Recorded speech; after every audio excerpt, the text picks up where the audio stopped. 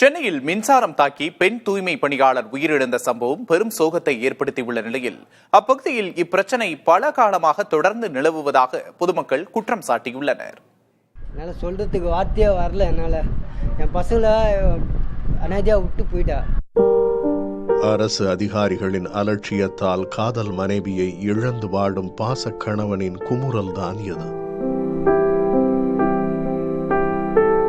கண்ணகி நகரைச் சேர்ந்த தூய்மை பணியாளரான வரலட்சுமி வழக்கம் போல் அதிகாலையில் பணிக்கு சென்றுள்ளார். அப்பகுதியில் பெய்த கனமழையின் காரணமாக அங்கு விழுந்து கிடந்த மின்சார கம்பியை கவனிக்காமல் மிதித்ததில் மின்சாரம் தாக்கி அவர் பரிதாபமாக உயிரிழந்தார். நீண்டகாலமாகவே இப்பகுதிகளில் மின்சார கசிவு பிரச்சினை இருப்பதாக குற்றம் சாட்டும் தூய்மை பணியாளர்கள் அரசு இதில் கவனம் செலுத்தி இதுபோன்ற துயரச் சம்பவங்கள் நிகழாத வண்ணம் செயல்பட வேண்டும் என கேட்டுக்கொண்டனர். மேலும் மின்சார வாரியத்தை கண்டித்து அவர்கள் மறியல் போராட்டத்திலும் ஈடுபட்டனர். லவ் பண்ணி தான் கல்யாணம் பண்ணேன். அவங்க இந்தமாரி இப்போ கரண்ட்டில் இப்போ அடிபட்டு செத்தவனும் என்னால் பேச்சு மூச்சே இல்லை. என்னால் சொல்கிறதுக்கு வார்த்தையே வரல. என் பசங்களை அனாதையா விட்டு போயிட்டா. அந்த இடத்துல ஃபுல்லாவே எல்லாமே கேபிள் எல்லாமே போட்டு வச்சிருக்காங்க. டேஞ்சரான இடம் தான் அந்த தெருவேன்னு சொன்னா கொடுத்தாலும் அதுக்கான ரெஸ்பான்ஸ் எங்களுக்கு கொடுக்க மாட்டாங்க. உயிரிழந்த வரலட்சுமிக்கு உடல்நலம் பாதிக்கப்பட்ட ரவி என்ற கணவரும் 2 மகள்களும் உள்ள நிலையில் அவர்களது குடும்பத்தில் சம்பாதிக்கும் ஒரே நபராக அவர் இருந்துள்ளார். 20 லட்சம் ரூபாய் நிவாரணத் தொகையாக அறிவிக்கப்பட்டது. வரலட்சுமியின் குடும்பத்தினரை நேரில் சந்தித்து ஆறுதல் கூறிய அமைச்சர் மா சுப்பிரமணியன் 20 லட்சம் ரூபாய்க்கான காசோலையை வழங்கி ஆறுதல் தெரிவித்தார்.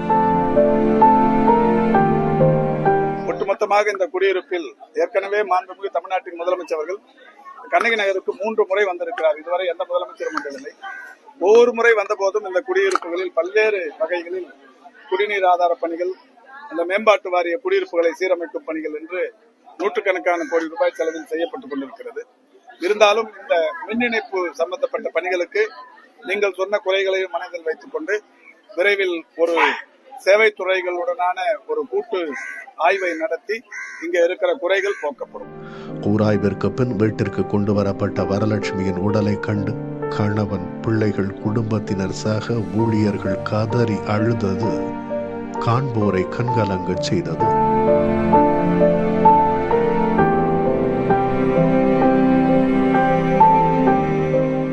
இன்று வரலட்சுமிக்கு ஏற்பட்ட நிலை நாளை தங்களுக்கும் ஏற்பட்டு விடுமோ என ஐயம் தெரிவித்த சக தூய்மை பணியாளர்கள் இதனை கருத்தில் கொண்டு அரசு துரித நடவடிக்கை எடுக்க வேண்டும் என கேட்டுக்கொண்டனர்.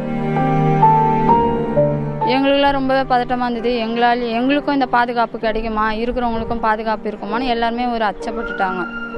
வரலட்சுமி போன்று இன்னும் எத்தனையோ தூய்மை பணியாளர்கள் தங்களது குடும்ப நலனுக்காக இரவு பகல் பாராமல் உழைத்து வரும் வேளையில் அவர்களை பாதுகாப்பதில் அரசு கூடுதல் கவனம் செலுத்த வேண்டும்.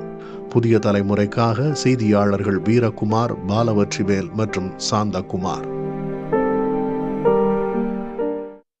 தூய்மை பணியை அரசு பணியாக்கினால் படித்தவர்களும் போட்டி போட்டுக்கொண்டு வேலை செய்ய வருவார்கள் என்று நாம் தமிழர் கட்சியின் தலைமை ஒருங்கிணைப்பாளர் சீமான் தெரிவித்தார்.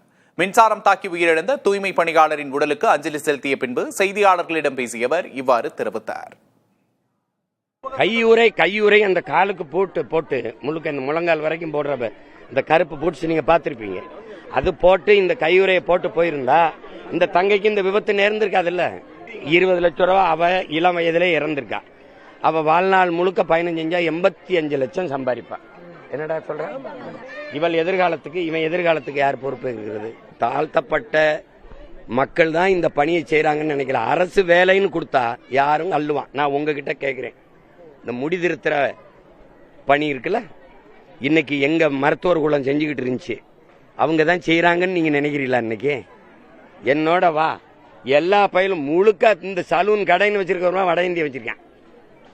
புரியுதா? இந்த சலவை தொழிலாளி இருக்கான்ல, நான் போட்டிருக்க சட்டை இருக்குல்ல, இது மொத்தமா இந்த சட்டை 1500 ரூபா. ஒரு தடவை தேய்ச்சி தர 25 ரூபா. 10 தடவை தேய்ச்சா சட்டை காசை விட அதிகமாயிருது. தேய்க்கிறவன் யாரு தெரியுமா? எங்கால் கிடையாது, வேற ஆளு. நீ வந்து வருவாய் எங்க இருக்கோ, வேலை இல்லை, வேலைன்னா எந்த வேலைக்கும் வந்து செய்வான். இப்ப நான் வந்துட்டேன், இந்த தனியார் ஒப்பந்தத்தை தூக்கிட்டேன், அரசு பணின்ட்டேன்னா என் பிள்ளை படிச்சவன் எல்லாரும் என்ன நான் போட்டு கொடுத்துருவேன், கிளவுஸ் கொடுத்துருவேன், உயர்ந்த வாகனம் கொடுத்துருவேன். இப்படி இந்த கேவலமானது இல்லை. ஏன் நீ உலக நாடு எல்லாம் போறியில் அந்நிய முதலீடு இருக்கு. சிங்கப்பூர் போனேன், சிங்கப்பூர் இப்படித்தான் குப்பை அள்ளுதா? தூய்மை பணியாளர்களின் கோரிக்கையான பணி நிரந்தரம் செய்தல் என்பது தற்போதைய நிலைப்படி தங்கள் கட்சியின் நிலைப்பாடாக இருப்பதாக திருமாவளவன் தெரிவித்துள்ளார். இந்த பணிகள் 90 விழுக்காடு அல்லது 100 விழுக்காடு ஒரு குறிப்பிட்ட சமூகங்களை சார்ந்தவர்களுக்கானதாகவே நிரந்தரப்படுத்தப்படுவதாக இருக்கக்கூடாது, அது ஏற்புடையதில்லை என்கிற கருத்தை விடுதலை சிறுத்தைகள் கட்சியின் சார்பிலே நான் எனது பிறந்த நாள் விழாவில் பதிவு செய்தேன். இன்றைக்கும் நான் அந்த கருத்திலே உறுதியாக இருக்கிறேன். அதாவது இப்போதைக்கு அவர்களுடைய கோரிக்கையை நாங்கள் ஆதரிக்கிறோம். தொலைநோக்கு பார்வையோடு இதனை அணுக விரும்புகிறோம்.